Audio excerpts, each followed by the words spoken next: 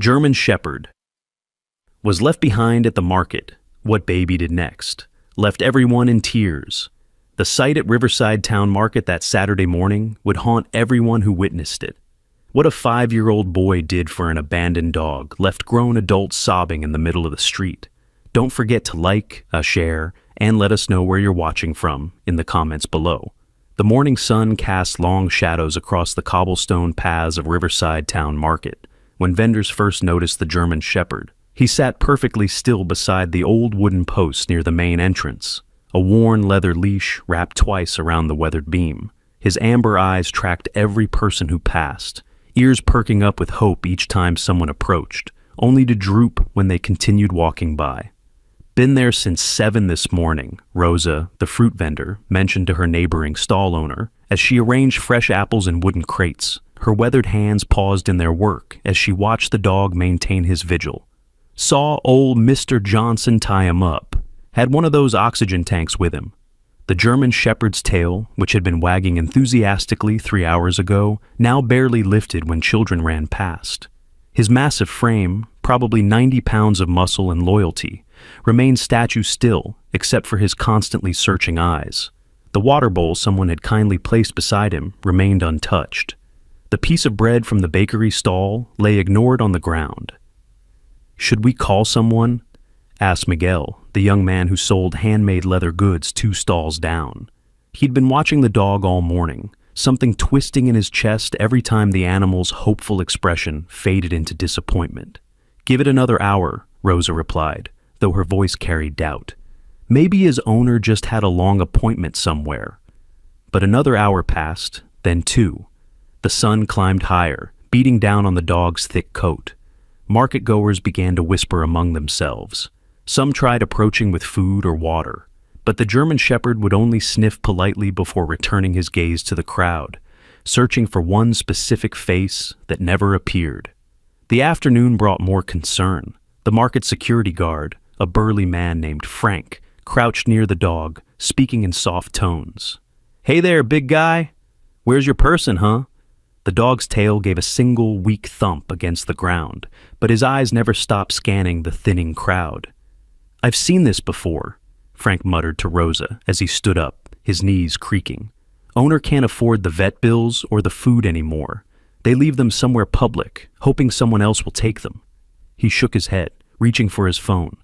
"Better call animal control before it gets dark." "Wait," Rosa said, grabbing his arm. Her eyes had caught something the others missed. "Look at his collar." Frank leaned closer, careful not to spook the animal. There, barely visible beneath the dog's thick fur, was a small piece of paper tucked into the leather collar. The dog remained perfectly still as Frank gently extracted it, though a low whine escaped his throat. The note was written in shaky handwriting, the letters uneven as if the writer had been struggling to see through tears. Frank read it aloud, his voice growing quieter with each word. "Please, someone kind take him. I'm going to hospice. His name is Rex. He's good." The small crowd that had gathered fell silent. Rosa wiped her eyes with the corner of her apron. Miguel turned away, pretending to reorganize his leather bags. Even Frank, who'd seen plenty in his 20 years of security work, had to clear his throat twice before speaking again. "Poor thing's been abandoned," he said unnecessarily, as if stating it might make it easier to process. "Owner's dying, probably couldn't take him where he's going." Rex, now they knew his name, let out another whine, longer this time, mournful. His head dropped to rest on his paws, though his eyes continued their desperate search. The sound carried across the market, a wordless expression of confusion and heartbreak that needed no translation. It was precisely at this moment that the Carter family arrived. Sarah Carter was juggling her purse and a shopping list, while her husband Mark checked his phone for the 3rd time in as many minutes. Between them, holding each parent's hand, was 5-year-old Tommy Carter. The boy had been chattering nonstop about the toy store they had promised to visit after grocery shopping, his dark hair bouncing with each enthusiastic step. But the moment Tommy's eyes landed on Rex, everything changed. The boy stopped so abruptly that both parents nearly tripped. His small body went completely rigid, his head tilting to one side as if he was listening to something only he could hear. The excited chatter died instantly. replaced by an expression of such intense focus that Sarah immediately knelt beside him. "Tommy? Honey, what's wrong?"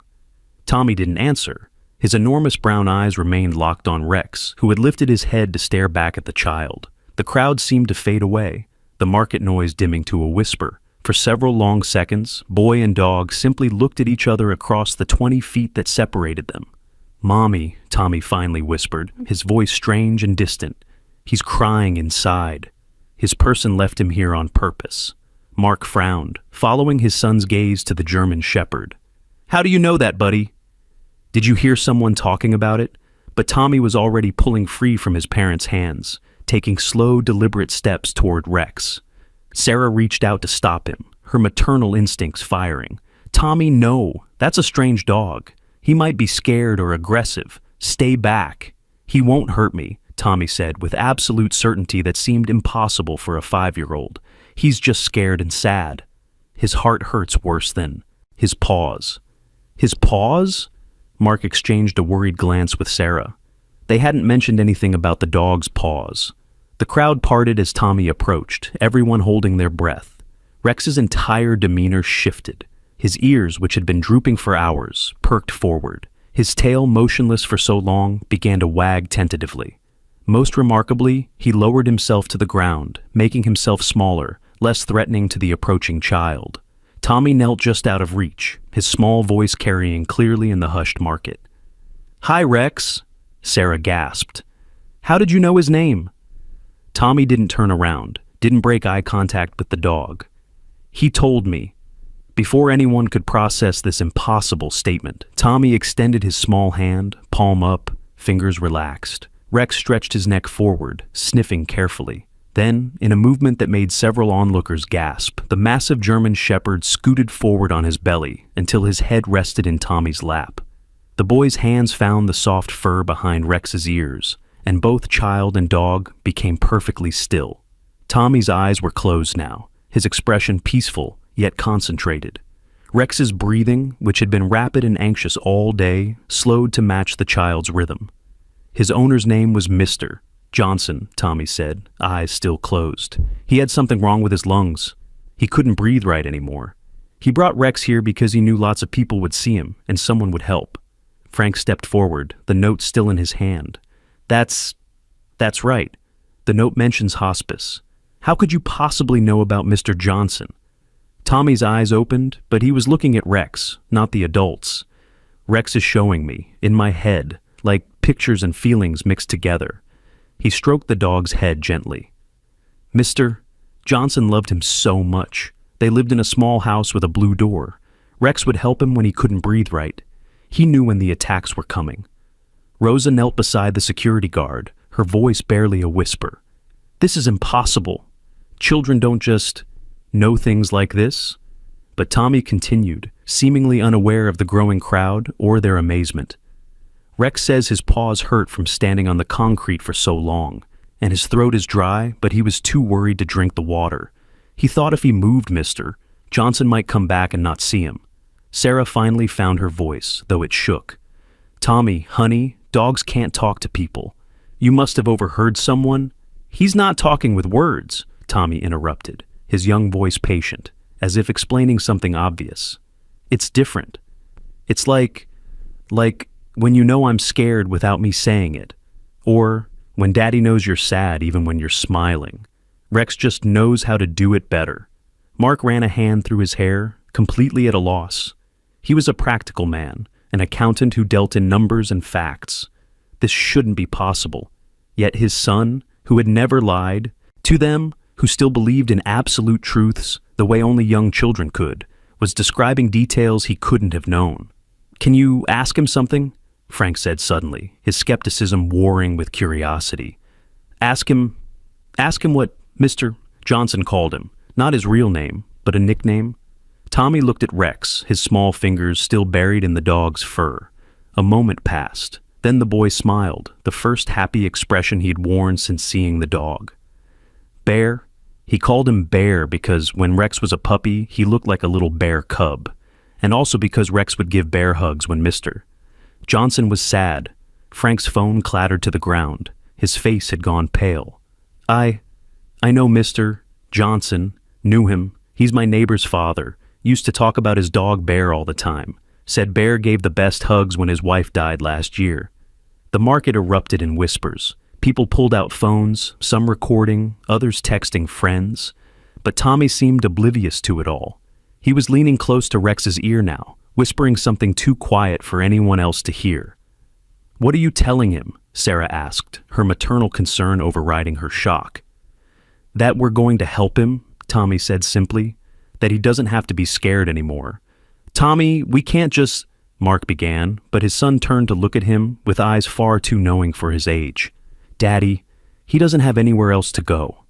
Mr. Johnson is dying. He made Rex promise to find a new family.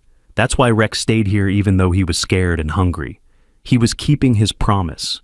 "How can a dog make a promise?" Mark asked weakly. Tommy's expression was matter of fact. The same way people do. He just understands it differently. The boy stood up, and Rex immediately struggled to his feet as well, pressing against Tommy's side. "We have to take him home." "Honey, we can't just take someone's dog," Sarah said, though her resolve was weakening at the sight of Rex's trusting eyes. "Show them the note," Rosa said quietly to Frank. Frank handed the crumpled paper to Mark, who read it again, this time noticing details he'd missed.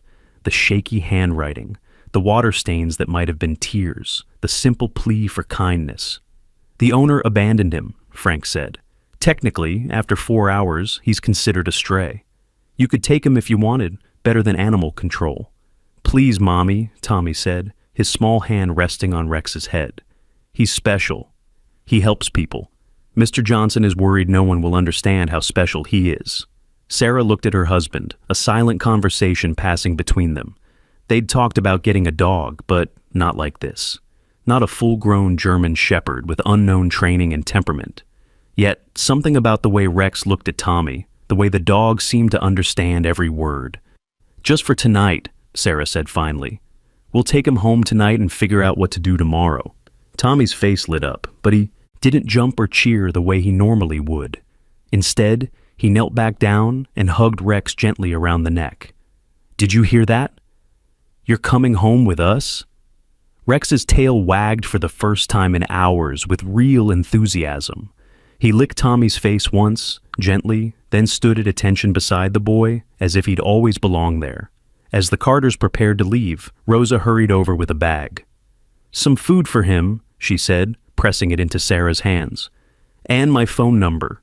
I want to know how this turns out." Miguel appeared with a new collar and leash from his stall.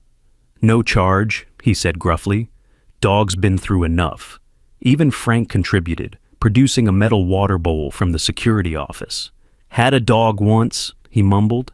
"They need consistency." As the family walked toward their car, Rex padding obediently beside Tommy, the crowd watched in amazement. The boy who claimed to hear the dog's thoughts. The abandoned German shepherd who'd waited all day for help. The impossible connection that everyone had witnessed but no one could explain. "Did you see that?" someone whispered. "The kid knew things. Specific things. Maybe it's real. Maybe some people can really—" But the speculation died as the Carter's car pulled away, Rex visible in the back window, his head resting on Tommy's shoulder. The drive home was quiet except for Tommy's occasional murmurs to Rex. Sarah kept glancing in the rearview mirror, watching her son's small hand stroke the dog's fur rhythmically. Mark drove carefully, his mind racing with practical concerns. Vet bills, food costs, training, insurance, all the things that came with a large dog. "He's scared of the car," Tommy announced suddenly. "Mr. Johnson didn't drive anymore. Rex hasn't been in a car for a long time." Sure enough, Sarah could see Rex trembling slightly, his breathing quick and shallow. But the dog never moved from Tommy's side, as if the boy's presence was an anchor in his uncertainty. "Tell him we're almost home," Mark said, surprising himself by playing along. Tommy whispered something to Rex, and the trembling eased slightly. "He wants to know if there are other dogs." "No, no other dogs," Sarah replied, feeling slightly foolish talking to her son as a translator. "Just us." "He's glad," Tommy reported. "He doesn't really like other dogs right now. They make him nervous." Their house was a modest 2-story in a quiet neighborhood, with a fenced backyard that Mark had been meaning to repair for months. As they pulled into the driveway, their neighbor, Mrs. Patterson, was watering her roses. She did a double take at the sight of the large German shepherd emerging from their car. "Got a dog?" she called out, her tone neutral but curious. "It's temporary," Sarah called back, though she was beginning to doubt that herself. Rex stood in their driveway, his entire body tense, nose working overtime to process all the new scents. Tommy stood beside him, patient and still, one small hand resting on the dog's shoulder. "It's okay," the boy said softly. "This is home now. You're safe." The German shepherd looked down at the child, then at the house, then back at Tommy. Some kind of decision seemed to pass through those intelligent amber eyes. Rex took a step forward, then another, following Tommy up the walkway to the front door. But at the threshold, Rex stopped. His body went rigid, refusing to cross into the house. Tommy's parents waited, unsure what to do, but their son just stood quietly beside the dog, his expression concentrated. "He needs permission," Tommy said after a moment. "Mr. Johnson taught him not to go into houses unless invited. He's trying to be good." Mark's throat tightened unexpectedly. Even abandoned, even scared and confused, the dog was trying to follow his training. "Rex," he said, his voice formal and clear. "You're welcome here. Come inside." Rex's ears perked at being addressed directly. He looked at Mark, then at Sarah, then down at Tommy. The boy nodded encouragingly. With visible effort, Rex placed one paw across the threshold, then another, until he was standing in their foyer, tail tucked, but eyes alert. "Good boy," Tommy said, the praise making Rex's tail wag hesitantly.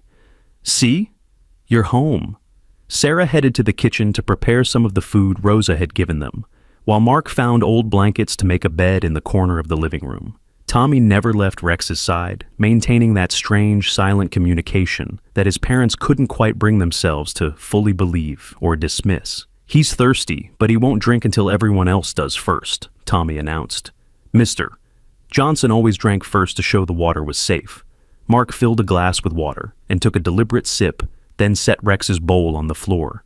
The German shepherd approached cautiously, sniffed, then began to drink in long, desperate gulps that showed just how dehydrated he'd become during his vigil at the market. "Slowly," Tommy said, and amazingly, Rex paused, lifting his head to look at the boy before returning to drink at a more measured pace. Sarah returned with a bowl of the dog food mixed with some rice and chicken she'd quickly prepared. Rex sniffed it but didn't eat, instead looking at Tommy with what could only be described as a question in his eyes. "He wants to know if it's really for him," Tommy translated. "Mr. Johnson sometimes couldn't afford dog food.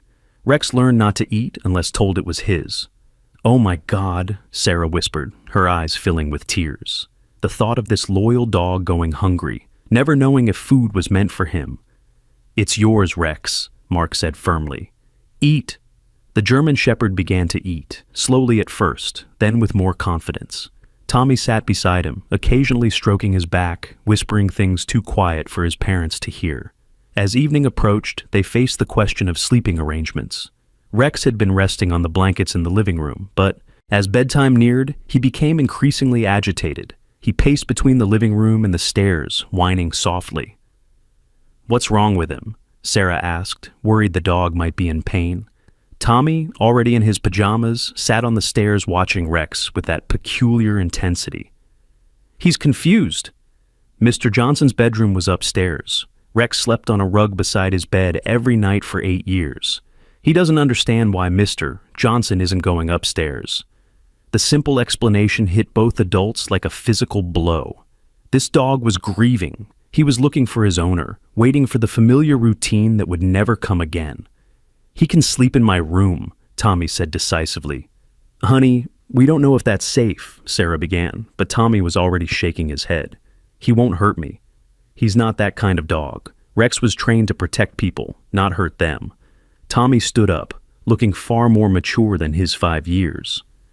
"Mr. Johnson is scared that Rex will be alone tonight. Not Mr. Johnson now, but the Mr. Johnson that Rex remembers. In Rex's head, Mr. Johnson is still worrying about him." Mark and Sarah exchanged glances. The logical part of their brains said this was impossible. Dogs didn't carry memories of their owner's emotions. 5-year-olds couldn't read animals' minds. Yet the evidence kept mounting, detail after specific detail that Tommy couldn't have known. "We'll try it," Mark said finally. "But our door stays open, and if we hear anything concerning—" Tommy was already leading Rex upstairs, the dog following with obvious relief at having direction, purpose. They watched as boy and dog entered Tommy's room, Rex immediately investigating every corner, sniffing thoroughly before returning to Tommy's side. "He's making sure it's safe," Tommy explained to his parents standing in the doorway. That was his job with Mr. Johnson. Check the room, then settle down. Sure enough, Rex turned in 3 circles on the rug beside Tommy's bed, then lay down with a heavy sigh. His eyes remained open, watching as Tommy climbed into bed, but his body relaxed for the first time since they'd brought him home. "Good night, Rex," Tommy said, his small hand hanging over the edge of the bed to rest on the dog's head. "Don't worry. I'll be here when you wake up." Sarah and Mark retreated to their own room, leaving both doors open as promised. They lay in the dark, processing the extraordinary day. "Do you think it's real?" Sarah whispered. "This connection Tommy has with Rex?" Mark was quiet for a long moment. "I don't know what to think." But Tommy knew the nickname. He knew about the breathing problems. He knew things he couldn't have guessed. Maybe someone at the market told him. When? "We were watching him the whole time. He never talked to anyone except us and Rex." They fell silent again, listening to the sounds of the house settling. Then, just as Sarah was drifting off to sleep, they heard it. Tommy's voice, soft and conversational, carrying down the hall. "I know you miss him. I miss my grandpa, too.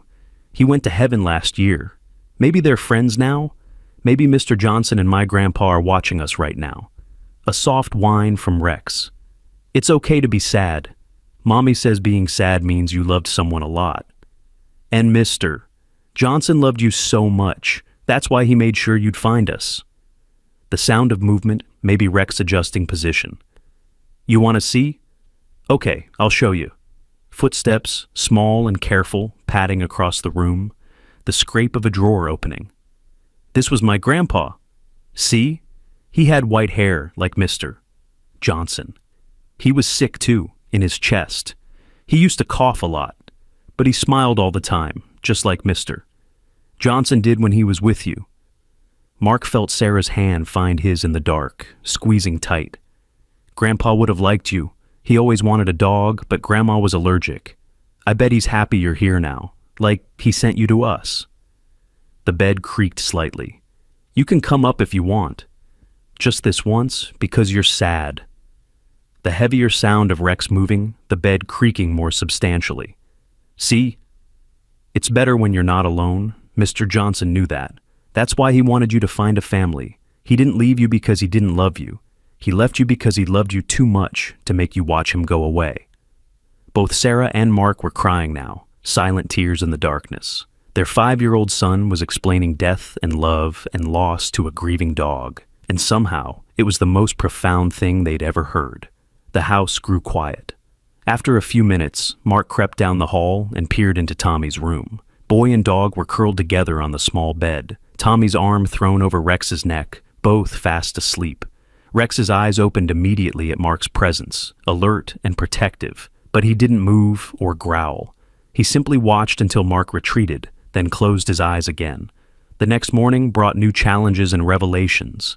Tommy woke before his alarm, sitting up abruptly and announcing, "Rex says it's time."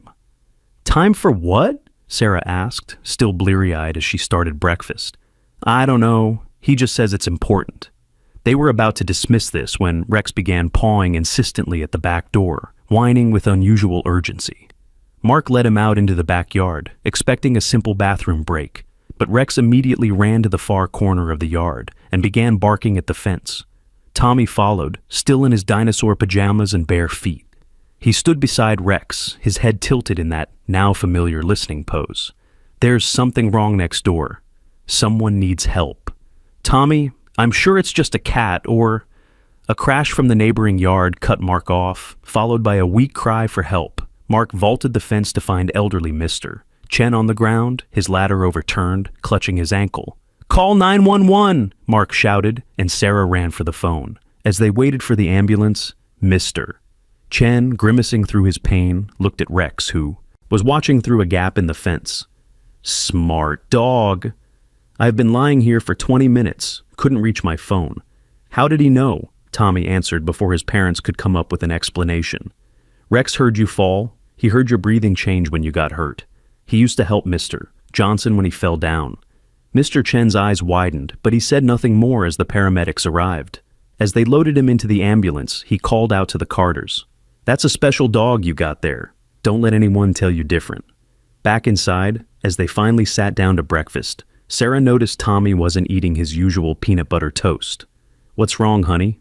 You love peanut butter. Tommy pushed the jar away, his nose wrinkling. Rex says I shouldn't eat it. He says it makes me smell wrong. Smell wrong? Mark frowned. What does that mean? I don't know. He just keeps showing me pictures of peanuts with a big X over them. Sarah and Mark exchanged glances. They had been meaning to get Tommy tested for allergies after his pediatrician mentioned he'd had some mild reactions to certain foods as a baby, but they'd been putting it off. Maybe we should listen to Rex, Sarah said slowly, just to be safe. Mark made an appointment with Tommy's pediatrician for that afternoon, partly for the allergy test and partly because he was beginning to worry about Tommy's intense connection with Rex. Was it healthy for a child to believe he could communicate with a dog? Was this some kind of trauma response to his grandfather's death the previous year? Dr. Martinez, who had been Tommy's doctor since birth, listened patiently as Sarah explained the situation, carefully leaving out the more unbelievable elements. Tommy sat on the examination table, swinging his legs, seemingly unconcerned. Tommy, Dr. Martinez said gently, your mom says you think Rex talks to you. Can you tell me about that? Tommy's expression became serious. He doesn't talk with words. It's like, you know how when you see someone crying, you know they're sad even if they don't say it? Rex just does that better. He shows me feelings and pictures. And he told you not to eat peanut butter? Tommy nodded. He says it's dangerous for me. He can smell something different when I eat it. Dr. Martinez made notes, her expression neutral. Well, let's run that allergy panel we've been discussing. Better safe than sorry. An hour later, she returned with the results, her face pale. Tommy has a severe peanut allergy, not just mild, severe, potentially life-threatening. How long has he been eating peanut butter? Years, Sarah whispered, her hand over her mouth. He has it almost every morning. He's been lucky. Sometimes these allergies develop over time. Each exposure could have been making it worse. If Rex really did alert you to this.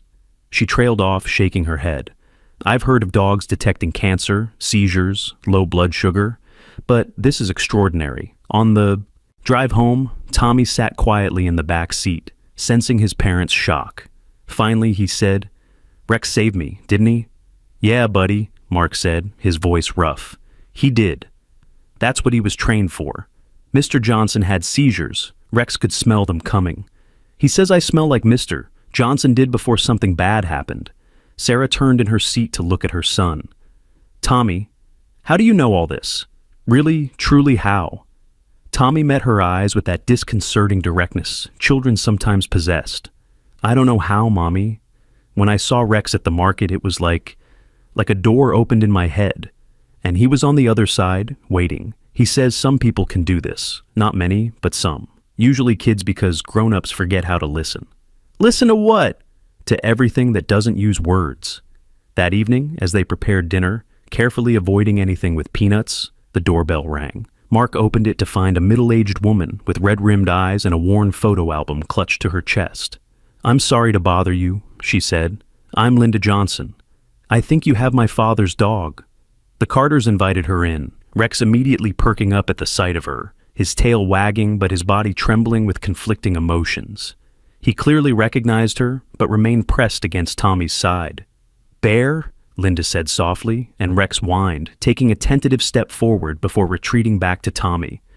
He remembers you, Tommy said quietly. But he's confused. You smell like Mr. Johnson, but different. Linda's eyes widened. You're the boy from the market. The one who knew things. Your father is really sick, Tommy said. Not a question, but a statement. Rex is worried about him. Linda sank into a chair, tears flowing freely now. He's in hospice. Stage 4 lung cancer. He only has days, maybe a week. He was so worried about Bear, about Rex. He made me promise to check the market to make sure someone kind found him. She opened the photo album, revealing page after page of Rex through the years. Rex as a puppy, indeed looking remarkably like a bear cub. Rex graduating from service dog training. Rex beside Mr. Johnson at his wife's funeral.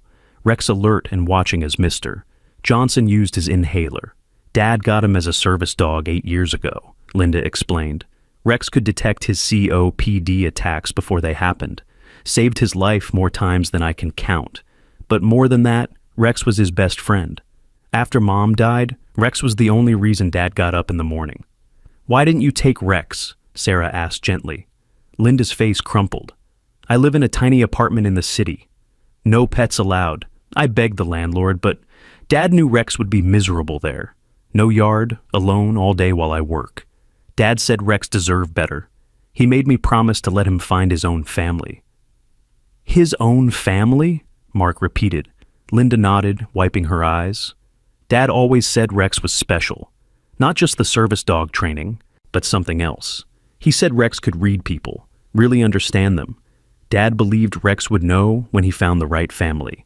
She looked at Tommy, who was now sitting on the floor with Rex's head in his lap. "I think he found it." "You could take him back," Tommy said suddenly. "Rex would go with you if you asked. He's loyal like that." "But," Linda prompted, seeming to understand there was more, "but he knows he's supposed to be here. With me. Mr. Johnson told him to find someone who could hear him. Really hear him." Tommy looked up at Linda with those two wise eyes. "Your dad knew about me. He saw me at the park last month. I was talking to the pigeons. Your dad watched me feed them and tell them stories.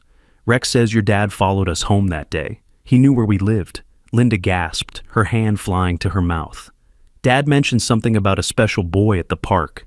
He said he'd found Rex's next person. I thought he was confused from the medication." "He wasn't confused," Tommy said simply. "He was just listening to things other people can't hear." The room fell silent except for Rex's steady breathing. Finally, Linda stood, bending to kiss Rex's head. "Take care of him," she whispered. Then, to Tommy, "Take care of each other." She left the photo album, saying Rex should have his memories. At the door, she turned back one more time. "Dad would be so happy knowing Rex is with you. He worried so much about leaving him. Thank you." After she left, the Carters sat in stunned silence. The implications of what they'd learned were staggering. Mr. Johnson had deliberately chosen them, had orchestrated Rex finding Tommy. But how could he have known about Tommy's ability? Unless... "He was like me," Tommy said, answering their unspoken question. "Mr. Johnson could hear animals, too. Rex says it got weaker when he got older, but he never completely lost it. That's why he knew Rex was special. They could really talk to each other." That night, as they tucked Tommy into bed, Rex now officially allowed on the bed after Linda's visit, Sarah asked, "Tommy, can you hear other animals? Or just Rex?" Tommy considered this, his small fingers absently stroking Rex's fur. "I can kinda hear others now, since Rex. It's like he opened the door wider, but Rex is the clearest. He's the loudest in my head. Does it bother you? The voices?" "They're not voices, Mommy. They're more like feelings with pictures. And no, it doesn't bother me. It's like finding out the whole world has been singing, and I just learned how to hear the music." Over the next few days, life settled into a new rhythm. Rex accompanied Tommy everywhere he was allowed, the two of them inseparable. The German Shepherd's health improved rapidly with proper food and care, his coat regaining its shine, his eyes losing their desperate sadness. But it was Tommy who showed the most remarkable changes. He began predicting things with uncanny accuracy. When their neighbor's cat was hiding in the garage, when a storm was coming hours before the weather report, when Sarah was getting one of her migraines before she felt the first symptom. "Rex teaches me," Tommy explained. "He shows me what to notice. The way the air smells different before rain. How people's faces change when they're about to get sick. Things animals have always known, but humans forgot to pay attention to." Mark found himself documenting these incidents, his accountant's mind needing proof of what seemed impossible. The list grew daily. Tommy knowing the mailman had hurt his back before he mentioned it. Rex alerting them to a gas leak 3 houses down. Tommy calming an aggressive dog at the vet's office by apparently explaining that the vet was trying to help. It was this last incident that brought them to the attention of Dr. Patricia Vance, a veterinary behaviorist who happened to be in the clinic that day.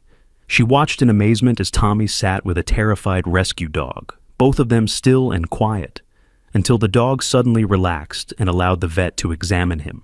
"How did you do that?" she asked Tommy directly, crouching to his level. "I told him about the nice family waiting to adopt him," Tommy said. "I showed him pictures of their yard and the kids who would play with him." Rex helped translate because the scared dog doesn't understand humans very well. Dr. Vance looked at Rex, who was sitting alertly beside Tommy, then back at the boy. "Would you and your parents be willing to come to my research facility? I study animal cognition and communication. What you're demonstrating, it could change everything we understand about interspecies connection." Sarah and Mark exchanged uncertain glances. They'd been protective of Tommy's gift, worried about exploitation or disbelief. But Dr. Vance seemed genuine, and Tommy himself appeared interested. "Only if Rex can come," Tommy said firmly. "Of course. I wouldn't dream of separating you two." The visit to Dr. Vance's facility a week later was revelatory. She ran various tests, all designed as games to keep Tommy engaged. Rex was given problems to solve, with Tommy translating his thought process. The results were undeniable. Tommy could accurately describe Rex's reasoning, his emotional state, even his physical sensations. "This is unprecedented, Doctor," Vance told the parents privately. "I've studied human-animal bonds for 20 years. What Tommy demonstrates goes beyond training or intuition. It's actual communication." "Is it harmful to him?" Sarah asked, her primary concern always Tommy's well-being. "On the contrary, Tommy shows remarkable emotional intelligence and stability. His connection with Rex seems to ground him, give him confidence. Many children who claim to hear animals are dismissed or medicated. You've allowed his gift to flourish." But the research visit had an unexpected consequence. One of Dr. Vance's assistants, intrigued by the boy who could talk to animals, he posted about it on social media. Within hours, the story went viral. 5-year-old boy can really talk to dogs. Scientists confirm. The Carters' quiet life exploded overnight. News vans appeared outside their house. Reporters called constantly. Parents of problem pets begged for Tommy's help. Scientists wanted to study him. Entertainment agents saw dollar signs. "We need to protect him," Mark said firmly, watching Tommy and Rex hiding in the backyard, overwhelmed by the attention. They changed their phone number, put up no trespassing signs, and Sarah took time off work to homeschool Tommy temporarily. But even as they tried to shield him, something else was happening. Tommy was changing, evolving. His connection with Rex was deepening, but more than that, he was beginning to sense things beyond the animal kingdom. He knew when people were lying. He could feel the emotional echoes in places where traumatic events had occurred. He started having dreams that weren't his own. "Rex is teaching me too much," Tommy confided to his parents one evening, his young face troubled. "He says I'm learning too fast. That I need to be careful." "Careful of what?" Mark asked. "Of hearing things I'm not ready to understand. Rex says some animals know things about people that are scary, dark things. He tries to protect me from those thoughts, but sometimes they get through." It was this revelation that made them realize they were dealing with something far beyond a boy who could talk to animals. Tommy was developing something unprecedented, possibly dangerous, certainly world-changing. The situation came to a head 3 weeks after Rex's arrival, when Tommy woke up screaming in the middle of the night. His parents found him curled in a ball on his bed.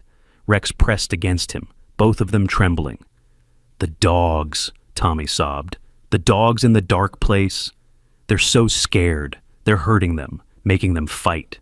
"What dogs, honey?" "Where?" Sarah held him tight, feeling his small body shake with terror. "I don't know where, but Rex can hear them. They're calling for help. They've been calling for so long, but no one hears them except Rex, and now me." Tommy's eyes were wide with horror. "There are so many of them, Mommy. In cages, underground. They make them fight until they die. And there's a man with white hair who watches and laughs." Mark and Sarah exchanged alarmed glances. This was different from Tommy's usual insights. This was specific, detailed, and deeply disturbing. "It's just a nightmare," Mark said, though he wasn't sure he believed it himself. "No," Tommy insisted, his voice stronger now. "Rex says it's real. He says we have to help them. We have to find them before more die." Rex whined, a long, mournful sound that raised goosebumps on everyone's arms. His amber eyes were fixed on Tommy, and there was something in his expression that looked almost like determination? Purpose? "How do we find them?" Tommy asked Rex directly, as if his parents weren't there. A moment passed, then Tommy's face changed, becoming older, harder. The house with the red door. 3 miles past the old oak tree, where the bad men take the dogs that won't surrender. "Tommy?" Sarah said, frightened by the change in her son's voice. Tommy blinked, and he was himself again, young and scared. "Rex says he escaped from there once, before Mr. Johnson found him. He was supposed to be a fighting dog, but he wouldn't fight. They hurt him and threw him away. Mr. Johnson saved him." "We should call the police," Mark said immediately. "No!" Tommy's response was instant and fierce. "Rex says the police won't help. Some of them know about it. Some of them bet on the fights." The room fell silent except for Rex's heavy breathing. Finally, Mark spoke. "We can't ignore this. If there really are dogs being forced to fight..." "There are," Tommy said with absolute certainty. 15 of them right now. 3 are hurt bad. 1 might die tonight if we don't help." Sarah pulled out her phone. "I'm calling Dr. Vance. She'll know what to do." But even as she dialed, Tommy was getting dressed, pulling on his jacket and shoes with grim determination. "We have to go now," he said. "Rex says if we wait, they'll move them. They always move them when someone gets close. Tommy, we are not going anywhere in the middle of the night based on what, Daddy?" Tommy turned to face his father, and in that moment, he looked nothing like a 5-year-old boy. "Based on Rex being right about my allergy, about Mr. Chen falling, about the gas leak, about everything." Mark had no answer to that. Rex had been right about everything, every single thing. The silence that followed Tommy's challenge stretched like a taut wire through the room. Rex stood between the boy and his parents, his massive frame trembling with an urgency that seemed to radiate from every fiber of his being. The German Shepherd's eyes moved between them, and Sarah could have sworn she saw something like frustration in those amber depths. "Listen," Tommy said suddenly, his head tilted in that familiar way. "Can you hear them?" At first, there was nothing but the typical sounds of night. The hum of the refrigerator, the distant bark of a neighborhood dog, the whisper of wind through trees. But then, just at the edge of perception, Sarah heard it, or thought she did. A sound like distant crying, so faint it might have been imagination. "That's them," Tommy whispered. "The fighting dogs." "Rex makes it louder for me, but they're always crying, every night." Mark ran his hands through his hair, torn between parental protection and the growing certainty that something terrible was happening somewhere nearby. "Even if this is real, we can't just drive around in the middle of the night looking for a house with a red door." "I know where it is," Tommy said quietly. "Rex has been showing me the way in my dreams. He remembers every turn, every smell, every sound from when he escaped." "When he escaped?" Sarah's voice was sharp with concern. "Tommy, you never mentioned Rex escaped from anywhere." Tommy's expression grew distant, as if he was seeing something far away. "It was 3 years ago, before Mr. Johnson found him. Rex was younger, stronger. They wanted him to fight because he was big and looked scary. But Rex doesn't have meanness in him. So they tried to make him mean." The boy's voice dropped to barely a whisper. "They hurt him, starved him, put him in a ring with a smaller dog and told him to fight. But Rex just stood there. He wouldn't hurt the other dog even when it bit him. So the man with white hair said he was useless. They threw him in a truck with other useless dogs. They were going to get rid of them all." Rex whined, pressing closer to Tommy as if confirming the story. "But the truck crashed," Tommy continued. "The driver was drunk. Rex got out through a broken window. He ran and ran until he couldn't run anymore. He hid in the forest for weeks, eating garbage, drinking from streams. Then one day, he smelled something different. Kindness. It was Mr. Johnson, feeding birds in the park. Rex watched him for days before getting close enough to eat the food Mr. Johnson left out. Sarah found herself sitting down, her legs suddenly weak. The detail in Tommy's story, the emotion in his voice. This wasn't imagination. This was memory, even if it wasn't Tommy's own. Mr. Johnson took him to Dr. Phillips, Tommy said. She found old scars, broken bones that had healed wrong. She wanted to report it, but there was no proof of where Rex came from. So Mr. Johnson just kept him, loved him, trained him to be a service dog instead of a fighter.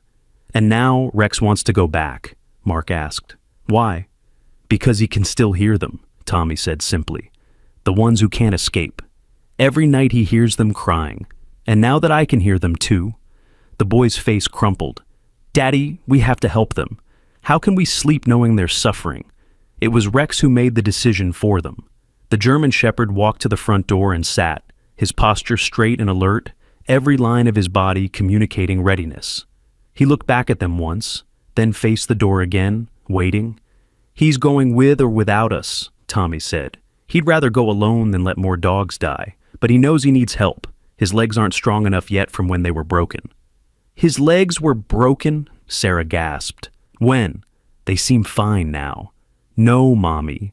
Can't you see the way he limps when he thinks we're not looking? The way he struggles with stairs? Someone broke his back legs a long time ago. They healed, but not right. Dr. Phillips said surgery might help, but Mr. Johnson couldn't afford it. Mark stood up abruptly. I'm calling someone. Not the police, but someone who might help. He pulled out his phone and scrolled through his contacts. My cousin Jake. He's a private investigator, does a lot of animal abuse cases for insurance companies. While Mark made the call, speaking in hushed, urgent tones, Sarah knelt beside Tommy and Rex. Honey, even if we find this place, it's dangerous. These are bad people who hurt animals. They might hurt people too. They already do, Tommy said, his young voice heavy with knowledge no child should have. Rex says they make people fight sometimes too, when they get bored of dogs. They find people who owe them money and make them fight for entertainment. Sarah's blood ran cold. This was beyond animal abuse. This was organized crime. Mark returned, his face grim. Jake's coming over. He says if we can give him the location, he has contacts in the state police, not local, state, who've been investigating similar operations. But he needs something concrete. Rex can show us, Tommy insisted. He remembers everything. 20 minutes later, Jake arrived. He was a tall, lean man with sharp eyes and a quiet demeanor that immediately put Rex at ease. The German Shepherd approached him, sniffed carefully, then returned to Tommy's side with what looked like approval. So, Jake said, sitting across from them, Mark says your son has information about a dog fighting ring. Before anyone could answer, Tommy spoke up.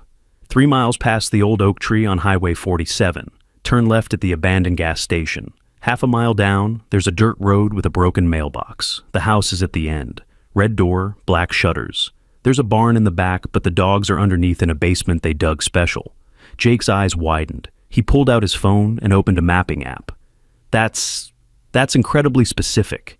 He typed in the directions, then froze. This property, it belongs to Alexander Monarch. He's been on our radar for years, but we've never had probable cause. Who's Alexander Monarch? Sarah asked. Officially? A successful businessman? Unofficially? He's suspected of running half the illegal gambling in this state. Dog fights, cockfights, underground boxing matches. But he's smart, keeps his hands clean, always has someone else's name on everything. Rex suddenly stood, hackles raised, a low growl rumbling from his chest. He was staring at the window, body tense. Someone's outside, Tommy translated, his face pale. Rex says it's one of the bad men. They've been watching our house. Jake immediately moved to the window, peering through the curtains carefully. Dark sedan, tinted windows, parked 3 houses down.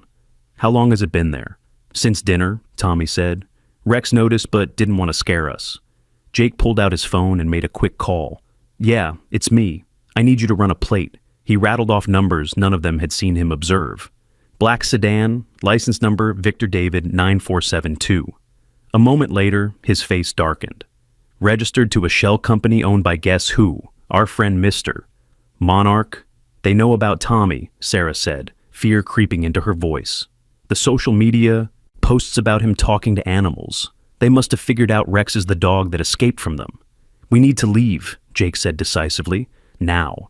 If they're watching, it means they're planning something. But Tommy was shaking his head. No, this is what Rex wants. If we run, they'll follow. But if we go to the bad place now, while they're watching our empty house, we can save the dogs before they know we're gone. That's insane, Mark said. We're not using our 5-year-old son as bait. I'm not bait, Tommy said with that eerie maturity. I'm the only one who can hear them. Rex says the dogs won't trust anyone else. They've been hurt too much, but they'll trust me because I can hear their real voices. Jake was studying Tommy with an expression of disbelief mixed with growing respect. You really can communicate with him, can't you? With Rex? Tommy nodded. And through Rex, with other dogs. He's like a translator. He makes their voices clearer for me. This changes things, Jake said slowly. If you can really tell us what the dogs have witnessed, their testimony, through you, might be enough for a warrant. Their testimony? Sarah laughed, but it was sharp, edged with hysteria. Dogs can't testify. No, Jake agreed, but Tommy can testify about what he's learned from them. It's unconventional, but with the right judge, one who's seen Tommy's viral videos, who knows about his gift, it might work. Rex padded over to Jake and sat directly in front of him, those intelligent amber eyes fixed on the investigator's face. The dog's expression was so intensely communicative that Jake found himself addressing Rex directly. You want us to go tonight, don't you? You think if we wait, the dogs will be moved or killed. Rex's tail thumped once against the floor. Just once, like a nod. Jesus, Jake breathed. I've been investigating animal crimes for 10 years, and I've never seen anything like this. Rex says you're a good man, Tommy said suddenly. He says you saved a dog named Bella from a puppy mill last year. She was pregnant and sick. You paid for her treatment yourself when the rescue couldn't afford it. Jake's face went white. How could you possibly know that? I never told anyone, not even Mark. Bella's at your house right now, Tommy continued, his eyes slightly unfocused. Sleeping on your couch even though you said she had to stay on her bed. Her puppies all found homes, but you kept her. Rex says she knows you're here. She's waiting for you to come home. Jake stood abruptly, pacing to the window and back. This is real. This is actually real. He turned to face them. Okay, here's what we're going to do. I'm calling my state police contact. We're going to do this legally, but we're going to do it tonight. They won't believe us, Tommy said quietly. Grown-ups never believe kids about important stuff. They'll believe me, Jake said firmly, and they'll believe evidence. He pulled out a small device from his pocket. This is a camera, military-grade, night vision capable. If we can get close enough to document what's happening, combined with Tommy's testimony about what the dogs have communicated, we'll have enough. You want to take Tommy to this place? Sarah's voice rose. Absolutely not. Not inside, Jake said quickly. Just close enough for him to communicate with the dogs. To find out how many, where exactly they're kept, what condition they're in. Information we need for a safe rescue. Rex walked to the door again, this time pawing at it insistently. His message was clear.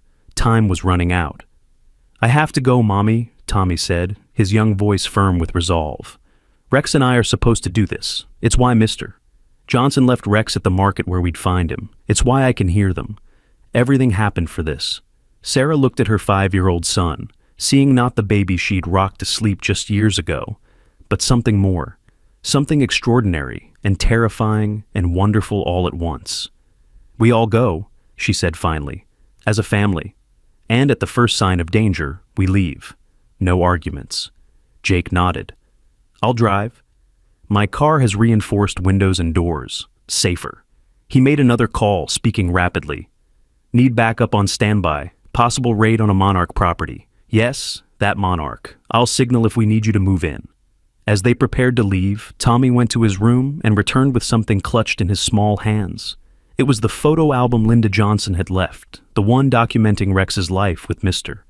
Johnson. Why are you bringing that? Mark asked. Rex wants the other dogs to see, Tommy said, to show them that there's life after the fighting, that humans can be good, that there's hope. They slipped out the back door, Rex leading the way through shadows to Jake's vehicle parked one street over. As they drove away, None of them noticed the figure in the sedan speaking urgently into a phone, or the message being relayed. They're on the move. All of them, including the boy. The drive took 30 minutes, though it felt like hours. Tommy sat in the back between his parents, his small hand resting on Rex's head. Occasionally he would murmur something, as if responding to a conversation only he could hear. "There are 14 dogs now," he said suddenly. "One died this afternoon, a small one named—" Rex doesn't know his real name. They called him Bait. Sarah's hand found marks in the darkness, squeezing hard. "Turn here," Tommy said, though they hadn't reached the landmarks he had described earlier. "Rex says there's a back way, less guards." Jake followed the boy's directions, turning onto a barely visible dirt track. The car's headlights cut through darkness so complete it seemed solid. Trees pressed in on both sides, branches scraping against the roof like fingers. "Stop here," Tommy whispered. "We have to walk the rest." Jake parked and turned to face them. "Remember, we're just gathering information." "We don't engage. We don't enter any buildings. We don't—" A sound cut him off, distant but unmistakable. Dogs barking, many dogs. But there was something wrong with the sound. It wasn't the normal bark of alert or excitement. It was desperate, pained, afraid. Rex's entire body went rigid. A sound emerged from his throat that Sarah had never heard before. Something between a growl and a howl, primal and furious. "They're starting a fight," Tommy said, his voice breaking. "Right now. Two dogs who used to be friends. They're making them?" He covered his face with his hands. "I can feel their confusion. They don't want to hurt each other, but the men are making them." "That's it," Jake said, pulling out his phone. "Probable cause. Active animal abuse in progress." He made a call, speaking in rapid coded phrases. "Green light, move in now, silent approach, multiple victims, armed suspects probable." "How long until they get here?" Mark asked. 15 minutes, Jake said. "Maybe 20. "That's too long," Tommy said, suddenly standing. "One of the dogs is really hurt. He's giving up. He wants to die rather than fight his friend." Before anyone could stop him, Tommy was out of the car, Rex beside him, both running toward the distant sounds. The adult scrambled after them, Jake cursing under his breath as he tried to keep up, while also maintaining contact with his backup team. They crested a small hill and saw it below them, an old farmhouse with a red door, just as Tommy had described. Lights blazed from the barn behind it, and vehicles were parked haphazardly around the property. The sound of dogs was louder here, mixed with human voices shouting and laughing. "There must be 30 people in there," Jake said, pulling out binoculars. "This is bigger than just a local fight. This is a major event." Tommy stood perfectly still, his eyes closed, Rex pressed against his side. 43 people, he said. 14 dogs in cages, 2 in the ring, 3 more in the truck, new ones they brought to sell. "How can you know all that?" Jake asked, though he was already relaying the information to his backup. "The dogs tell each other everything," Tommy said. "They know exactly how many humans are there because they count the threats. They know where the others are because they can smell them, hear them breathing." A particularly loud cheer went up from the barn, followed by a sound that made them all flinch, a dog screaming in pain. "No!" Tommy cried out, and before anyone could grab him, he was running down the hill toward the barn. Rex tried to follow, but his damaged legs couldn't match the boy's desperate speed. "Tommy!" Sarah screamed, but her son didn't stop. Jake was already moving, pulling out his weapon. "Stay here," he ordered Mark and Sarah, then took off after Tommy. But Tommy wasn't heading for the main barn entrance where the guards were posted. He veered toward a small ventilation grate at ground level, one that Rex had apparently shown him in their mental communications. He dropped to his knees and peered through. What he saw inside made him recoil, but only for a moment. Then, with determination that seemed impossible for his small frame, he began pulling at the grate. Jake reached him just as the metal gave way with a rusty shriek. "Tommy, no!" Jake hissed, but the boy was already wriggling through the opening. Inside, Tommy found himself in a narrow space beneath the main floor. He could hear the crowd above, feet stamping, voices roaring. But down here, in cages that lined the walls, were the dogs. They all turned to look at him, and for a moment, there was absolute silence in his mind. Then, they all spoke at once. The mental cacophony drove Tommy to his knees. Pain, fear, confusion, rage, despair. It all flooded through him in a tsunami of emotion. He felt every wound, every broken bone, every moment of betrayal these animals had experienced. "I hear you," he whispered, tears streaming down his face. "I hear all of you." Rex had somehow followed him through the grate, bad legs and all. The German Shepherd immediately moved between Tommy and the caged dogs, and suddenly the voices became clearer, more organized.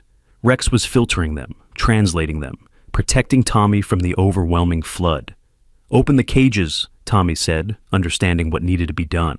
"Rex says to open them all." He moved from cage to cage, his small fingers working the latches. Some dogs cowered, too broken to believe in rescue. Others burst out, ready to fight anything in their path. But when they saw Rex, when they smelled him and heard the subvocal sounds he was making, they all stopped. "He's telling them about Mr. Johnson," Tommy whispered to Jake, who had managed to squeeze through the grate behind them. "He's showing them that there's another way to live." Above them, the crowd suddenly went quiet.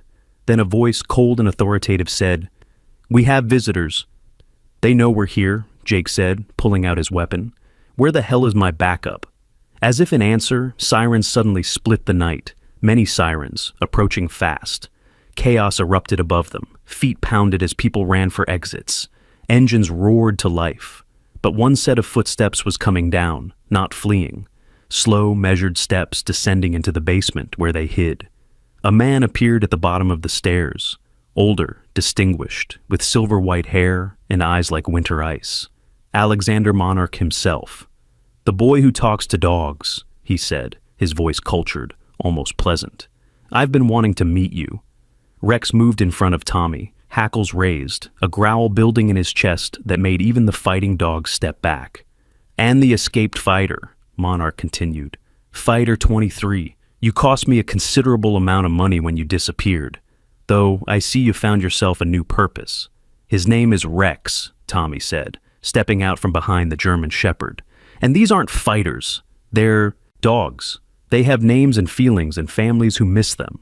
Monarch laughed, a sound like breaking glass. "Sentiment? How touching. Do you know what these animals are worth? What people will pay to watch them tear each other apart?" "I know what you've done to them," Tommy said, his young voice steady despite his fear. "Rex remembers everything. Every dog you've killed, every fight you've laughed at, every puppy you've stolen from families who loved them." "And who would believe a child claiming to speak for dogs?" Monarch asked, taking a step closer. The sound of splintering wood from above answered him. Police voices shouted commands. The raid had begun. Monarch's composure finally cracked. He reached inside his jacket, but Jake was faster, his weapon trained on the older man. "Don't even think about it."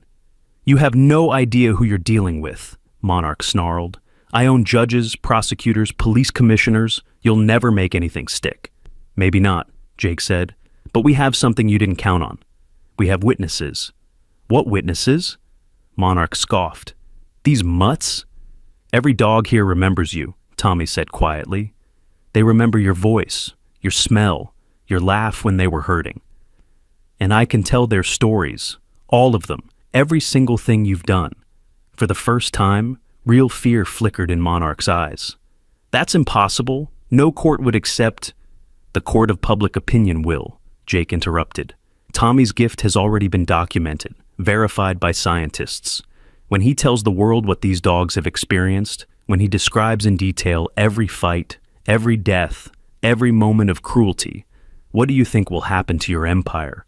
Police officers flooded down the stairs, weapons drawn. "Alexander Monarch, you're under arrest for operating an illegal gambling enterprise, animal cruelty, and conspiracy to commit racketeering." As they cuffed him, Monarch's eyes never left Tommy. "This isn't over, boy. You have no idea what you've started." "Yes, I do," Tommy said, and for a moment he sounded much older than 5. "Rex told me, you're not the only one who does this. There are others, lots of others. But now we know how to find them." Monarch went pale as the implications hit him. Every dog he'd used, every animal that had passed through his operation, was a potential witness through this extraordinary child. His entire network, all his connections, could be exposed. As the police led Monarch away, Tommy turned back to the freed dogs. They were huddled together, some injured, all traumatized, but alive. He sat down among them, and one by one they approached. Not Rex stood guard, but the others drawn to this small human who could hear their pain. "It's over," Tommy told them, his hands gentle on scarred heads and trembling bodies. "You're safe now. No more fighting, no more cages." Sarah and Mark finally made it down to the basement. Having been held back by police until the area was secure, they found their son surrounded by damaged dogs, each one pressing close as if his presence alone could heal their wounds. "We need to get them medical attention," Jake was saying to a uniformed officer. "Some of these injuries are severe." "Ambulances are already en route," the officer replied. "Animal control too, and several veterinary emergency teams." "No animal control," Tommy said firmly. "They'll put them in more cages. They need to go to families, to homes." "Tommy, some of these dogs are dangerous," Jake said gently. "They've been trained to fight." "They were forced to fight," Tommy corrected. "Rex says none of them wanted to. Look." He stood up and walked among the dogs. Not one showed aggression toward him. Even the most scarred, most traumatized animals simply watched him with eyes that held a desperate hope. Over the next several hours, the scene transformed from a raid to a rescue operation. Veterinarians arrived and began treating injuries. Animal rescue organizations set up temporary shelters. Media vans appeared at the property's edge, held back by police tape, but capturing what they could of the story. Tommy insisted on staying with each dog as they were examined, translating their fears to the vets, explaining their injuries in detail that amazed the medical professionals. Rex never left his side, occasionally adding his own comments that Tommy would relay. "This one's name is Courage," Tommy said about a scarred pit bull. "His real name, not what they called him. He says his left shoulder hurts worst. There's something still in there from an old fight." X-rays confirmed embedded fragments from what appeared to be a previous bite wound that had healed over. "This one is Princess," he said about a German Shepherd mix. "She had puppies, but they took them away. She doesn't know where they are. She cries for them every night." A female vet had to step away, overwhelmed by the translation of the dog's grief. As dawn broke over the property, the full scope of what had been uncovered became clear. Not just the fighting ring, but connections to similar operations in 3 states, financial records linking prominent businessmen, and even some local officials to the illegal enterprise.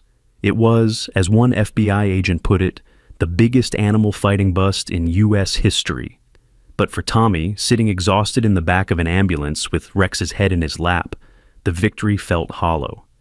"There are more," he said quietly to his parents. "Rex says there are so many more, all over, in cities and towns and places people would never think to look." "We stopped this one," Mark said, trying to comfort his son. "That's something." "It's not enough," Tommy replied, and in his voice was a determination that seemed impossible for someone so young. "Rex and I, we can hear them all the animals that need help. We have to do more." Sarah smoothed her son's hair, feeling the weight of what their lives had become. "You're 5 years old, Tommy.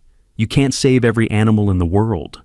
Tommy looked up at her with eyes that held too much knowledge. "No, but I can try. Rex says that's what makes humans special. Not that they can do everything, but that they try anyway." Dr. Vance arrived as the sun fully rose, having been called by Jake. She looked at the scene, the rescued dogs, the arrested suspects, the small boy who had made it all possible, and shook her head in amazement. "Tommy," she said, kneeling beside him, "what you did tonight, it's extraordinary. You've proven that interspecies communication is real, that animals have voices worth hearing." "They've always had voices," Tommy corrected gently. "People just forgot how to listen." Over the following weeks, the story dominated headlines worldwide. The boy who speaks for dogs. Child's gift exposes massive fighting ring. Is this the future of animal rights? Tommy and Rex became reluctant celebrities, though Sarah and Mark tried to shield them as much as possible. They testified in a court, Tommy translating the experiences of each rescued dog with such detail and emotion that even hardened prosecutors were seen wiping away tears. Alexander Monarch was convicted on all charges, receiving a 40-year sentence. His network crumbled as co-conspirators rushed to make deals, terrified of what else Tommy might reveal through their former victims. But the real change came in smaller ways. Families who had lost pets to theft years ago came forward, and Tommy was able to reunite 3 dogs with their original owners by confirming details only those families would know. Veterinarians began consulting with Tommy on difficult cases, learning to read the subtle signals they'd been missing. Most importantly, the rescued fighting dogs began to heal. With Tommy's help, translating their needs and fears, rescue organizations were able to place even the most traumatized animals in appropriate homes. The scarred pit bull, Courage, went to a former Marine with PTSD, and they healed each other. Princess, the German shepherd mix, was reunited with one of her puppies that had been sold to a family 2 towns over. 6 months after the raid, the Carters attended a gathering organized by the rescue groups. All 14 surviving dogs from Monarch's operation were there with their new families. The transformation was remarkable. Animals once forced to fight, now playing with children, lounging on blankets, tails wagging. Tommy moved among them, no longer translating pain, but joy. Rex stayed close, his limp barely noticeable now, after the surgery the community had crowdfunded to repair his old injuries properly. "They're happy," Tommy announced to the gathered families. "They want you to know they don't have nightmares anymore." Well, not as many. An older woman approached with a small terrier mix. "This is Buddy," she said. "You saved him that night." He was the smallest one, the one they used for... She couldn't finish. "For bait," Tommy said quietly. "I know, but that's not who he is now." He knelt and let Buddy sniff his hand. "He says you make the best scrambled eggs he's ever tasted. And he loves when you read to him at night, even though he doesn't understand all the words." The woman burst into tears, hugging her small dog close. "I do read to him. Every night. I thought I was being silly." "It's not silly," Tommy assured her. "He says it makes him feel safe. The sound of your voice means no one can hurt him." As the gathering continued, Jake pulled Mark and Sarah aside. "There's something you should know. Since the Monarch bust, I've been contacted by law enforcement agencies across the country. They want Tommy's help with other cases." Sarah's expression hardened. "He's a child, not a tool for police work." "I know," Jake said quickly. "That's why I wanted to talk to you. There's a proposal to create a special unit focusing on animal crimes. Tommy wouldn't be involved in raids or dangerous situations. Just consultations, helping interpret what rescued animals have experienced. Only when you approve, only in controlled environments." Mark and Sarah exchanged glances. They'd known this day would come, when Tommy's gift would be too valuable to keep private. "We'll think about it," Mark said finally. That night, as they tucked Tommy into bed with Rex, as always beside him, Sarah asked, "Do you want to help more animals?" Like Jake suggested. Tommy was quiet for a moment, his hand resting on Rex's head. "Rex says it's my choice. But he also says gifts are meant to be used. Mr. Johnson could hear animals a little bit, and he used it to help Rex. Now Rex helps me hear all animals. It's like a chain of helping." "You don't have to decide now," Mark said. "You're still very young." "I know," Tommy replied, "but the animals can't wait until I'm older. They need help now." Over the next year, Tommy and Rex became an unofficial consulting team for animal welfare cases. Always with his parents present, always with strict limits on what he would be exposed to. But his success rate was unprecedented. Puppy mills were shut down after Tommy revealed the locations of hidden rooms. A zoo was reformed after he exposed which animals were suffering despite appearing healthy. A famous racehorse was retired after Tommy translated that he was running through severe pain that X-rays later confirmed. But the most remarkable case came exactly 1 year after they had found Rex at the market. Tommy woke one morning with that familiar look of intense concentration. "Rex says she's coming." "Who's coming?" Sarah asked. "The one who needs us most." An hour later, there was a scratching at their door. Outside sat a female German shepherd, thin, scarred, with one eye clouded by an old injury, but her belly was swollen with pregnancy. "She escaped," Tommy said, his hand immediately going to the dog's head. "From another fighting place. But this one's different. They don't just fight dogs." His old face paled. "They fight children too. Street kids they grab. Kids nobody's looking for." Mark immediately called Jake, while Sarah brought food and water for the exhausted dog. Rex approached the female carefully, and they touched noses in a greeting that seemed to convey entire conversations. "She's been running for 3 days," Tommy translated. "The puppies are coming soon. Maybe tonight, but she had to find us first. She heard about us from other dogs. They all know about the boy who can hear and the dog who translates." "They all know?" Sarah asked, stunned. Tommy nodded. "Dogs tell each other everything important, and we're important now. We're Hope." The female, whom Tommy said wanted to be called Hope, delivered 7 puppies that night with Dr. Vance attending. 6 survived, each one perfect despite their traumatic beginning. But more importantly, Hope's escape and the information she provided led to the exposure of something even darker than animal fighting. Human trafficking hidden behind the animal fighting operations. The children Tommy mentioned were found and rescued, along with dozens more victims no one had been looking for. The man running that operation turned out to be connected to Monarch's network, and his arrest led to a cascade of revelations. An entire underground network was exposed, all because a pregnant dog knew about a boy who could hear her story. As the puppies grew, something extraordinary happened. Each one seemed to have a heightened ability to communicate with humans. Not like Tommy's gift, but more than normal dogs. They were incredibly intuitive, able to sense illness, danger, and emotional distress with uncanny accuracy. "Rex taught them," Tommy explained. "While they were growing inside Hope, Rex was teaching them how to listen better, how to understand humans better." Dr. Vance was fascinated. "It's not genetic, it's learned behavior passed somehow in utero." "This is groundbreaking." 6 of the 7 puppies were eventually placed with carefully selected families. A child with autism who needed a companion. A veterans hospital where one pup could alert to multiple patients' needs. A school where another became a therapy dog, able to identify troubled children before they acted out. But the 7th puppy, the smallest one with one ear that flopped while the other stood straight, stayed with the Carters. Tommy named him Bridge. "Why Bridge?" Mark asked. "Because he's the bridge to the next person like me," Tommy said matter-of-factly. "Rex won't live forever. When he goes to be with Mr. Johnson, Bridge will find the next child who can hear, and he'll teach them like Rex taught me." The thought of Rex aging, of eventually losing him, cast a shadow over the celebration of the puppy's success.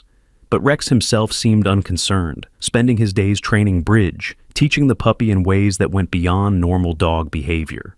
2 years passed. Tommy grew from 5 to 7, his gift evolving and strengthening. He could now sense some animal's distress from miles away. He knew when the neighbor's cat was sick before symptoms showed. He could calm aggressive dogs with a whisper and a touch. But it was Rex who remained his strongest connection, his translator and protector. Even as the German Shepherd's muzzle grew wider and his steps slower, their bond only deepened. Then came the night Tommy woke screaming again, but this time it was different. "The children!" he sobbed. "Rex, tell them about the children!" It took his parents several minutes to calm him enough to explain. "There's a place, overseas. They're using children to train the fighting dogs, making them be mean to kids so the dogs will attack anyone small. The children are in cages too, right next to the dogs." This was beyond anything they had dealt with before. International crime, child abuse on a massive scale. Mark immediately called Jake, who contacted federal authorities, who reached out to international law enforcement. "We need more information," Jake said. "Location, numbers, anything." Tommy closed his eyes. Rex pressed against him, Bridge on his other side. For long minutes he was silent, occasionally flinching as if experiencing pain. "Romania," he finally said. "Outside Bucharest. An old factory, 43 children, age 4 to 12, 67 dogs. They're going to move them tomorrow. They know someone talked." "How could dogs in Romania possibly communicate with Rex?" Jake asked, though he'd learned not to doubt Tommy's information. "It's not direct," Tommy explained, looking exhausted. "It's like whispers passing from dog to dog to dog. Each one adds what they know. Street dogs to pet dogs to strays to shipping dogs. The message travels until it reaches someone who can do something." The information Tommy provided was so detailed that Interpol was able to coordinate a raid with Romanian authorities. All 43 children were rescued, along with the dogs. The operation exposed a network that spanned 7 countries, using animal fighting as a cover for human trafficking. Tommy watched the news coverage with tears streaming down his face. "We did it, Rex. We saved them." But Rex was lying down more than usual. His breathing labored. Dr. Vance examined him and delivered the news they'd been dreading. Cancer, aggressive and advanced. "How long?" Sarah asked, her voice breaking. "A month, maybe 2. Tommy didn't cry. He just sat with Rex, their foreheads touching, engaged in a conversation no one else could hear. Finally, he looked up. "Rex says it's okay. He did what he was supposed to do. He found me, taught me, helped save all those animals and children. He says, Mister. Johnson is waiting for him, and they'll watch over me together." The next weeks were both heartbreaking and beautiful. Dogs began arriving at the Carter house. Not strays, but pets whose owners brought them to say goodbye to Rex. Somehow, word had spread through the canine network that the great translator was dying. Even Courage, the scarred pit bull from Monarch's operation, was brought by his owner. The former fighting dog lay down beside Rex, and Tommy translated their exchange.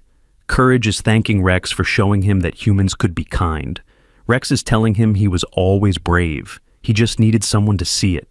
On Rex's last day, he could barely lift his head, but his eyes remained bright and focused on Tommy. Bridge lay pressed against Rex's side, and Tommy said the puppy was receiving final instructions, last lessons in how to be a translator.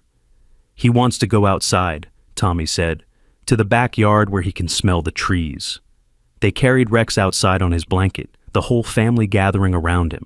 It was sunset, the sky painted in golds and reds that reminded Sarah of that first day at the market.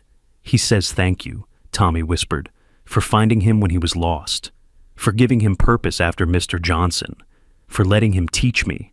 The boy's voice broke. "He says he loves us, all of us, but especially me."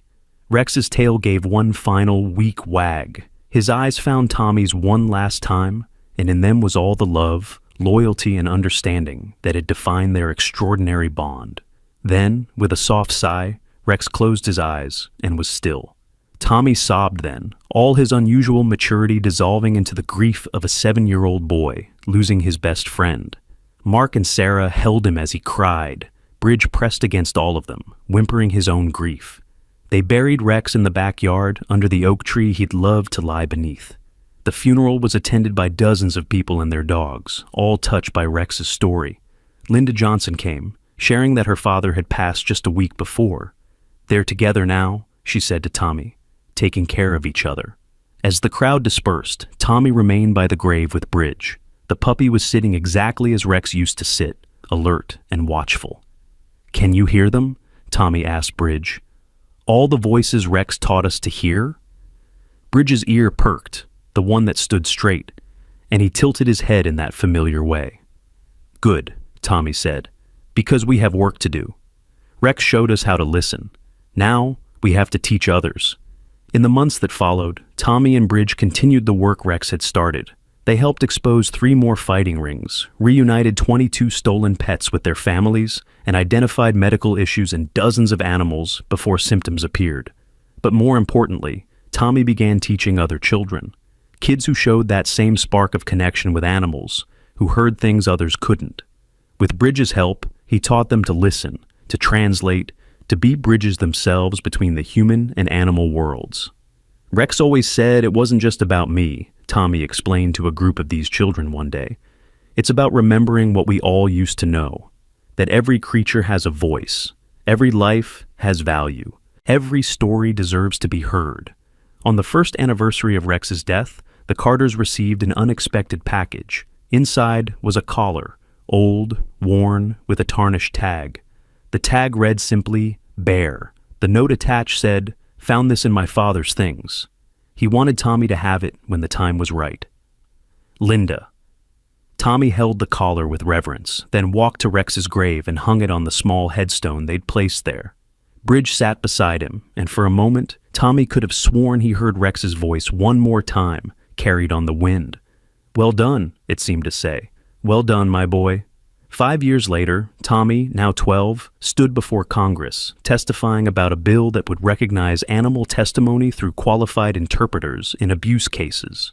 Beside him sat Bridge, calm and dignified, a perfect echo of Rex's bearing. "Animals have always been telling us their stories," Tommy said, his voice clear and strong. They tell us through their behaviors, their fears, their trust or lack of it. Rex taught me to hear those stories more clearly, but anyone can learn to listen better. Every animal saved, every child protected, every criminal brought to justice through their testimony proves that their voices matter. He paused, his hand finding Bridge's head in that familiar gesture. Some people say I have a gift, but Rex taught me that the real gift isn't being able to hear animals. It's choosing to listen. It's deciding that every voice matters, no matter how small or different it might be. Rex was abandoned at a market, left to die because he was old and sick. But he had so much more to give, so much to teach. How many other voices are we ignoring? How many stories are we missing? The bill passed unanimously. As they left the Capitol, a reporter asked Tommy what Rex would think of all this. Tommy smiled, the same smile he'd worn as a 5-year-old boy kneeling beside an abandoned dog at a market. He'd say we're just getting started. That night, Tommy sat in his room, now covered in photos and letters from people whose animals he'd helped. Bridge lay at his feet, and somewhere in the distance a dog barked, then another, and another. "I hear you," Tommy whispered to the night. "I hear all of you." And across the country, across the world, animals in need continued to pass their messages along, knowing that somewhere, a boy who had learned to listen from a dog named Rex would hear them, would help them, would be their voice in a world that had forgotten how to hear. The abandoned German Shepherd at the market had started it all. One dog, one boy, one moment of connection that rippled outward in waves that would never stop spreading. Rex's legacy lived on in every animal saved, every child protected, every person who learned to listen a little more carefully to the voices that spoke without words. Bridge suddenly stood, ears perked, tail wagging. He padded to the window and looked out into the darkness, then back at Tommy. "Someone needs us?" Tommy asked. Bridge's tail wagged harder. Tommy reached for his phone to call his parents, then Jake. Another animal in distress. Another story that needed to be heard. Another chance to honor Rex's memory by being the bridge between two worlds that should never have been separated. As he made the calls and prepared for another rescue, Tommy thought about that day at the market 7 years ago. How his life had changed in an instant when he'd heard Rex crying inside.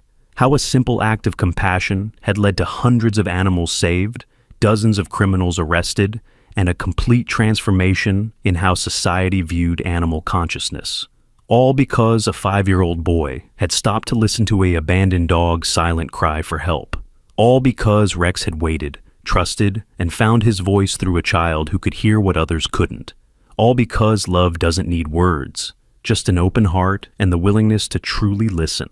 The story of the boy who could talk to dogs and the German Shepherd who taught him how had become legend. But for Tommy, it was simpler than that. It was the story of Rex and Tommy, a dog and his boy, a boy and his dog, two souls who found each other when they needed it most and changed the world simply by refusing to let any voice go unheard. And somewhere, in whatever comes after for the spirits of loyal dogs, Rex watched over them all, his tail wagging eternally, his voice carried on every bark, every whine, every joyful yip of dogs who knew that someone, finally, was listening. If this story touched your heart, if you believe in the incredible bond between humans and animals, please like, share, and subscribe. Comment below about your own special connection with an animal. We read every single one. Remember, sometimes the smallest voices have the most important things to say. We just need to learn how to listen. Don't forget to hit that notification bell so you never miss another incredible true story. Subscribe now and be part of our community that celebrates the extraordinary bonds between humans and animals.